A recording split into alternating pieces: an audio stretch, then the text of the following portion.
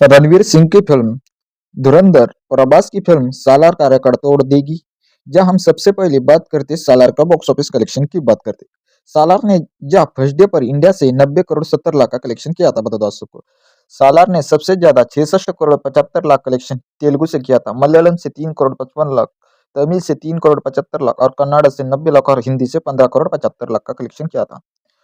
धुरंधर हिंदी का कलेक्शन का रिकॉर्ड तोड़ सकी, पर वर्ल्ड वाइड मतलब इंडिया का जहाँ तमिल तेलुगु का कलेक्शन की बात करें, जो 90 करोड़ 70 लाख का किया था, वो रिकॉर्ड नहीं तोड़ पाएगी।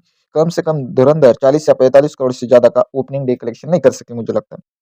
वही दूसरे दिन सालार ने 56 करोड़ 35 लाख का कलेक्शन किया था। इसमें से तेलुगु से 34 करोड़ 25 लाख, मलयालम से 1 करोड़ 75 लाख, तमिल से 3 करोड़, कन्नड़ से 90 लाख और हिंदी से 16 करोड़ 35 लाख। तीसरे दिन 65 करोड़ का कलेक्शन किया था। इसमें से तेलुगु से 40 करोड़, मलयालम से 1 करोड़, तमिल से 3 करोड़ 20 लाख, कन्नड़ से 1 करोड़ 20 लाख और हिंदी से 21 करोड़ का कलेक्शन किया था।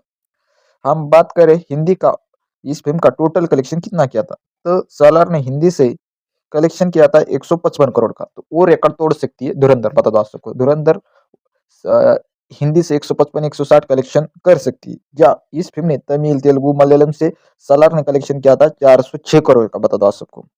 वही वर्ल्ड वाइड कलेक्शन की बात करें तो वर्ल्ड वाइड कलेक्शन इस सालार ने किया था 620 करोड़ का, बता दो आप सबको।